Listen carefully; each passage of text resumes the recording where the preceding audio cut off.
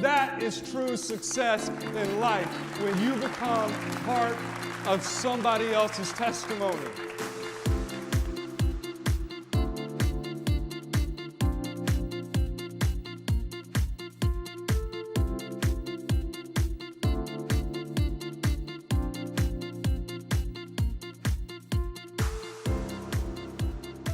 Hey, and welcome to the Steve Hopper Show. Guys, as a motivational speaker, author, and peak performance influencer, I've had the opportunity to travel the world and meet amazing people along the way. And today's guest is no exception to the rule. All the way here from Toronto, Canada, my guest today is Alli Mang. Y'all, she is a TV personality. She is an author. She's a motivational speaker. She has sold millions of dollars worth of product on the shopping channel in Canada. And what an amazing individual. So, Alli, welcome to the show. Thank you, Yes. Steve. Pleasure to be here. I am so excited. And this is the inaugural show, I understand. This is the inaugural show, and what a better guest to have. Now, guys, I failed to mention to you that she is also my agent. She has a talent agency and representing me, and was able to line me up with the interview on 100 Huntley Street, which was a huge interview. Over 1 million people watched that show consistently. So that was phenomenal experience, wasn't it? Well, it was, and you were a rock star yourself on that show. And the one thing that I love about you, and when we decided to work together as agent and client, hey, we're partners, let's be honest, is you just rocked it out. Everything you say has such sincerity, and I just adore you. Well, that's awesome. Thank you for having me on the show. So let's tell everybody a little bit about how we met, because it was at one of my $100,000 handshake events. It was your first one. Yeah. No, it's second one. Second one. So, Semantics. Yeah, right. So we met at the $100,000 handshake event, and we connected afterwards, and you said, hey, do you have anybody representing you in the Canadian market? And I was like, no, you want to? You're making it sound so much better. I think the thing was, how's it all going? And you said, well, it always could be better. And I put my hand out and I said, I am your Canadian and, partner, but I'm your Canadian agent now. And ever since then, we've been having a whole bunch of fun. That's awesome. It's been a great journey. And I can tell you that you've already had just a major impact on my life. You've taught me so many things that are helping me excel to the next level in business and life. And we just got done doing an event here in Tampa, Florida, and we brought in some business owners, and we were teaching them about how to utilize video to grow their business, make more money, all that good stuff, because you have a book called Sold Out. This book is phenomenal. So talk a little bit about kind of how you got to where you're at right now. What led you to, obviously going on the home shopping network up there, and, just being a rock star, because obviously a lot of people have stepped foot on those sets and not been able to do what you did, because you were the girl up there. You were the rock star. You were selling more than anybody else. So talk a little bit about that. Well, I think it probably backs up. So I sold on the shopping channel for over 10 years, and it was fantastic. I represented one brand. It was a home lines brand for the shopping channel itself. And I think my success probably came from, as it does with success, our experience. So I've been doing commercials. I'm a singer by trade. I've done lots of theater and lots of television as well. I guest starred with Mark Harmon. I guest starred with Mr. T. Mr. T. Oh my gosh, That's he's awesome. such a great guy. So I think what I loved about that era is that I started to really understand more about the camera and more about just sort of this. And that was really great. But as well, being an entrepreneur, wearing about 1,000 hats, which we all do, I also sold steel. I was an inside sales rep for about 4 years. And I think what that did, and of course, I didn't tell you, you don't even probably know this, but I manufactured my own sportswear. Did you know that? No, I didn't. For the sport of curling. Do you even know what curling is? No. That's okay. That's okay. It's more of a Canadian thing, although the U.S. Olympic, the guys are doing really, really well in the U.S. as well. Wow. But the sport of curling, and that transitioned into golf wear. So I manufactured that for 3 years, and that was the business that I owned. I designed all the pieces and worked with a bunch of people to get it out to the national market. It did very well. It was called Free Guard Zone Sportswear. Wow. That is where my last book comes into play, which we'll talk about. But Right. to answer your final question, it is like everything else. How did you come to today from all your past experiences? So the shopping channel combined my ability to sell, to understand about product, to understand about end use and how it compared to the competitors, and all of those things that we need, as you know, as a salesperson, that you need to have. Those are the hard facts. But then understanding about the entertainment value of being on TV and understanding to connect with that one person. And we talked about that on Friday specifically. Like, I'm not talking to everybody. I'm literally talking to you. I am talking to you. And that's what all Working the of camera. that- working the camera, but not in an insincere way. Right. 'Cause Connecting. There's a lot of people out there, and it's so easy to do because it's easier to do, hey, ha, ha, ha. But it doesn't connect. So it's great to just pull it back. And sometimes the simple moments of life are the things that people go, oh, I want to know more about that person. So that's the power of the shopping channel, because we get to connect with people. And so it was the combination of everything. I loved that work immensely, and the pressure to perform every single second and minute was like no other pressure I've ever lived in. I mean, being an athlete, I'm sure Right. you know what that's Sure. like. But having no second chance, peak performance, you are a peak performance coach and influencer, and so you know all about that. Oh yeah. Oh yeah. So it's exciting because, in this book, I mean, video is where it's at right now. Yeah. And, I tell people all the time, in this day and age, we've gotten really good at connecting without actually connecting. We've got social media, so we've got thousands of friends on social media. 3/4 of them we probably don't even know, right? Just gonna say, that's like, I don't even know half these people. It's so true. Yeah, and so we've gotten good at connecting without connecting. And video's where it's at. You go through your news feed now, and 8 out of the 10 posts that you see in your news feed is video. It's just where it's at. So people have to get better at video if they want to go to the next level. They've got to take advantage or they're going to get left behind. And in this book, I'm going to pull this book down here real quick, because you interviewed hundreds of professionals. As you guys can see, there is a tremendous amount of information. You don't put this many pages in a book and not have some serious content in this book. So you interviewed like hundreds of extremely successful people and came up with some of this, right? I did, and thank you for saying that, because everyone said, well, how do you start a book, And boy, that's a whole nother conversation we Right, could do. right. You've written an amazing book as well, and I know you've got number 2 coming out, don't you? Number 2 and 3. See, I am his agent, so I have to do a little bit of that. there you but go. I'm Good excited. job. But yes, I decided, there's all kinds of business books out there, and there's amazing business books. It's why I decided I was excited to write one my own, because I was influenced by so many others, the Peter Druckers of the world,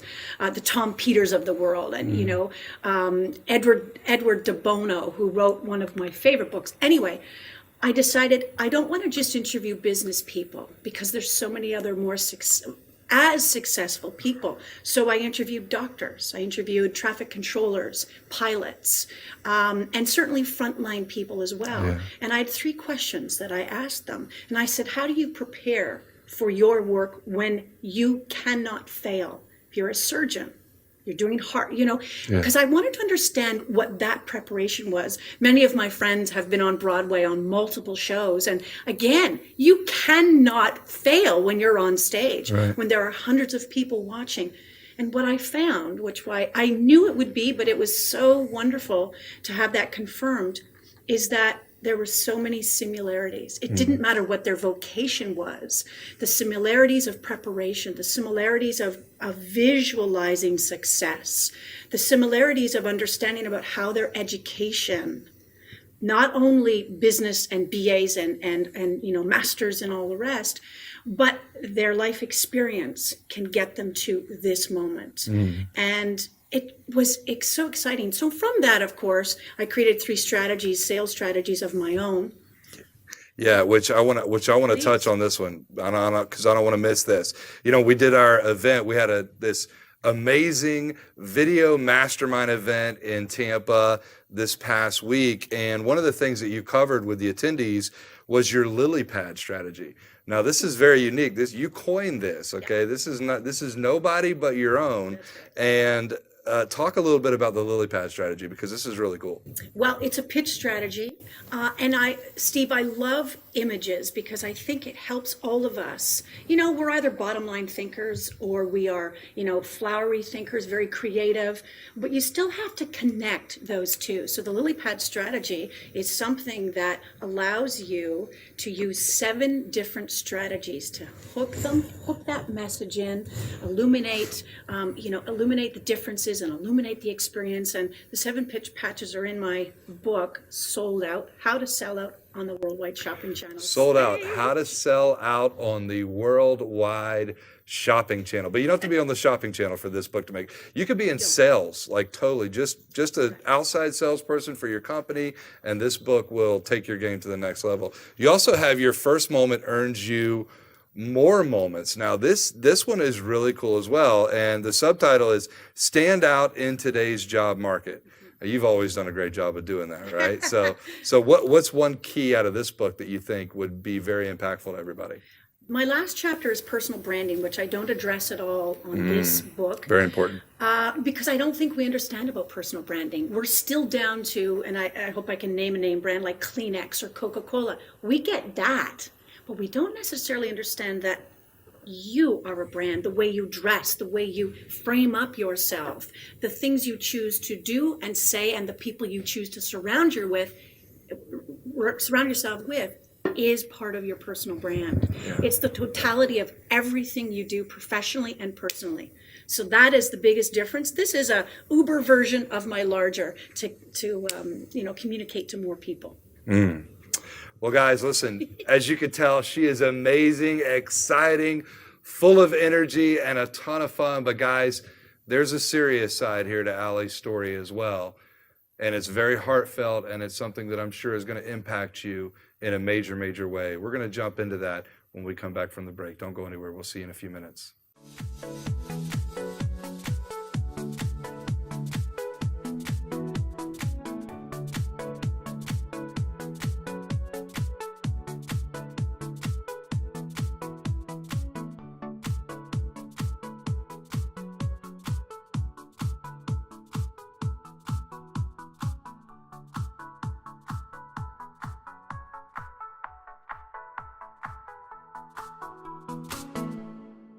Hey, it's Andrew with School Choice Week, and I want to invite you to participate in a really cool event. It's called Celebrate Youth, taking place January 27th from 10 to 2. That's January 27th from 10 a.m. to 2 p.m. at Pasco County Safety Town. It's a community-based School Choice Week event, and you can meet with folks from all across the community and have a lot of fun. So January 27th, 10 to 2, Pasco County Safety Town. Hope you can attend.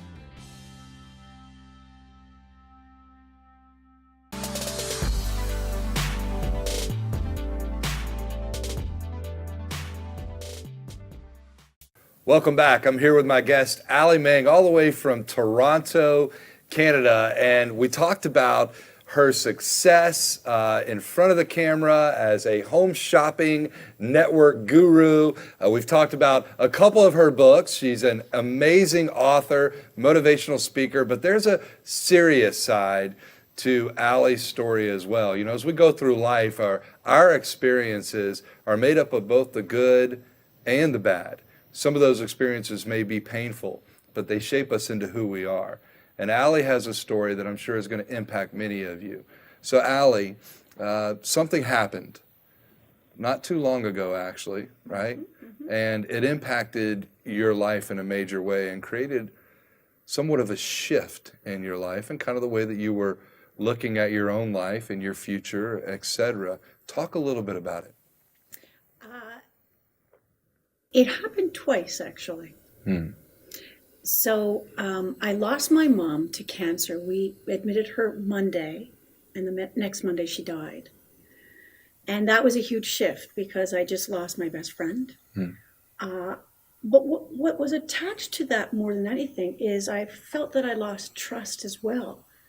She didn't let us in on what she was going through, which was clear. She was an oncology nurse, so she knew obviously something more than just a cold, more than just a virus was going on. And so when we admitted her, that's what I thought, oh, there's some complications. And by Thursday, it was not that way at all. At the same time, I just realized that my husband had had an affair. And so talk about losing trust. It was Wow. the theme of my experience. And interestingly, I decided, well, you won't be able to deal with both, Alli. You're going to need to deal with one because the grief of losing something, whether it's trust or a person, it's difficult. So I decided that I really needed to deal more with the grief of losing my mom. So as it turned out, yes, my husband had an affair, but when these kinds of things happen, it's not just a one way in the sense that if someone does something, it's a shared, things aren't working out. And so he actually helped me grieve through the loss of my mom. We split. He has kids. He's got a great life. And it was the right thing. But we were married for 7 years. But through that, I started writing a book because I didn't want to forget anything that happened. Even though I did lose my mom and she died very suddenly, she was teaching us the lessons about living a good life, making sure that when you make choices, that you're making the most of every moment. And, that was kind of the theme. So every night I'd go home from the hospital and I'd write out little crib notes because I didn't want to forget anything. I didn't want to forget the coffee, the smell of, the hospital, the feeling of all of those things. And that was the seed of my book, my third book. There was another situation as well. Yep. And I'm going to take you there. And I know that this is tough for you. And I know that this is raw.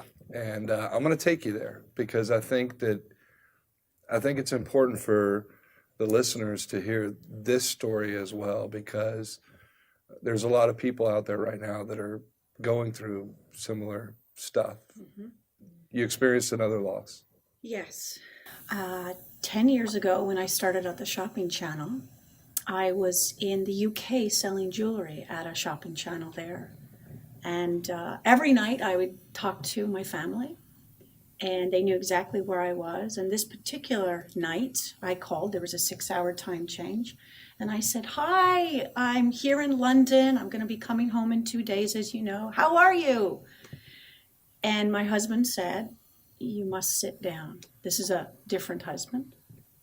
And I went, oh. And my sister had taken her life. And I remember my first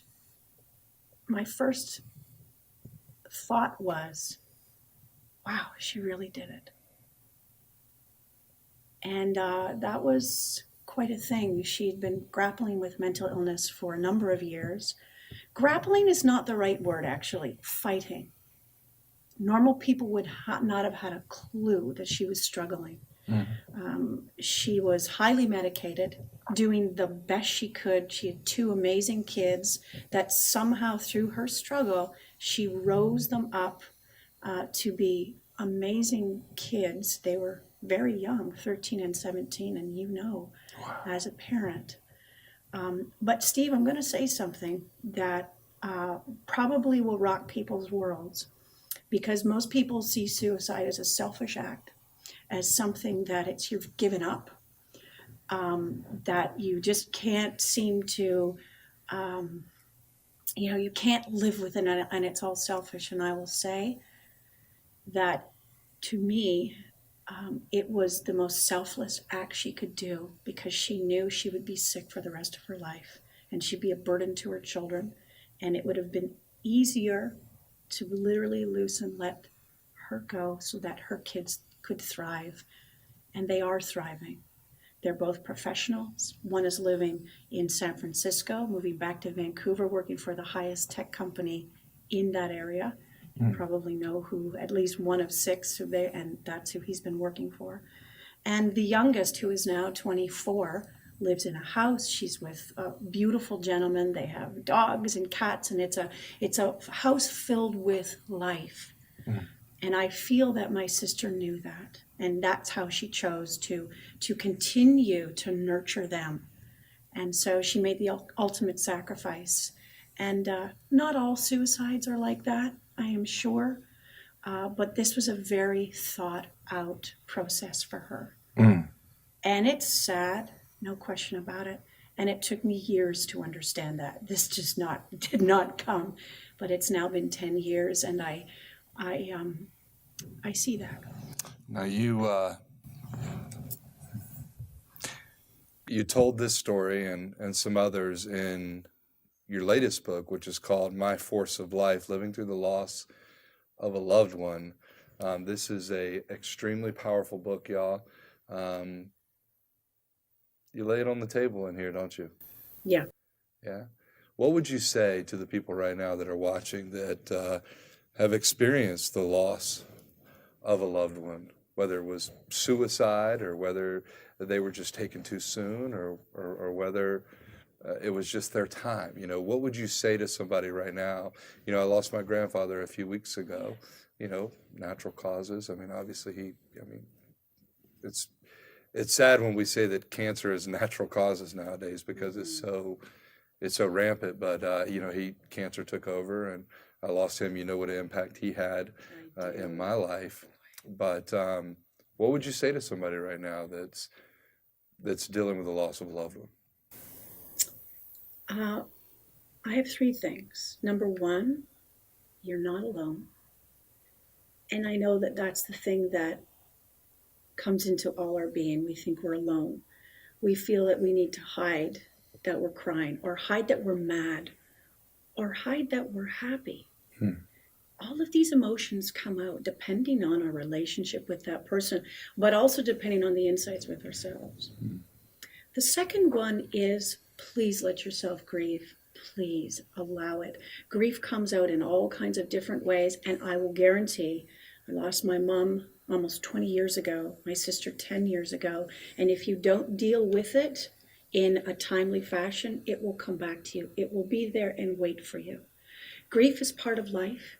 And my third, and probably, again, people may not necessarily agree or understand it, but if you've been through a loss, you will understand this. Death does not erase life. It enforces it.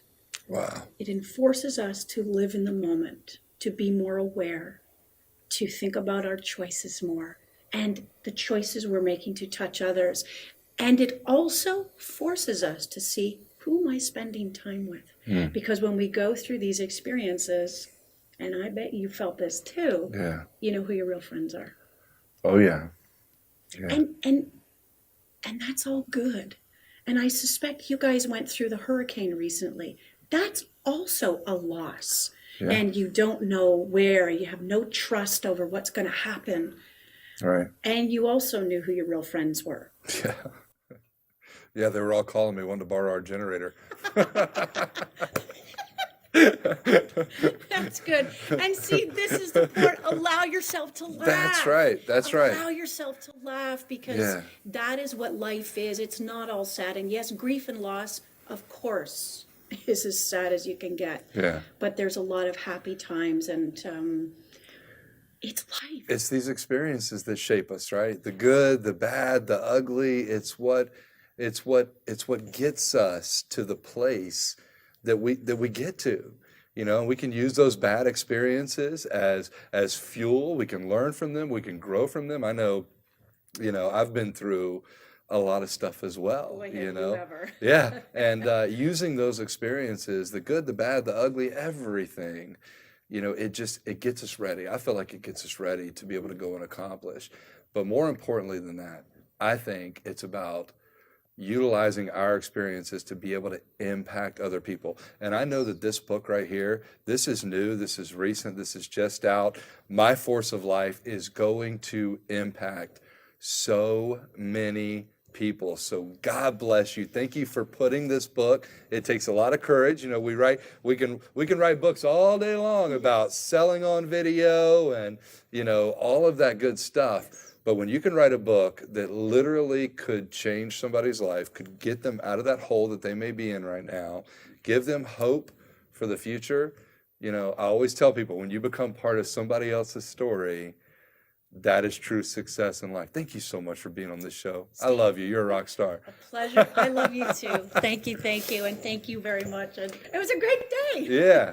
So guys, if Alli's story at all resonates with you, go get a copy of her book, My Force of Life. Get a copy of that today. Where can they go to get a copy of this book? They can go on to Amazon. Amazon.ca or .com. Yeah. And you can pick it up there. Also, Steve, I'm going to be doing an audio book. Wow, cool. For this book specifically. It's a short book, and it's going to be beautiful, and all the music underneath will be original music. Oh, wow. So Fantastic. I want it to be a healing journey, because that's Yeah. what this book is all about. And thank you. Yeah, no, thank you. Hey, guys, God bless you. We'll see you on the next show. Bye-bye.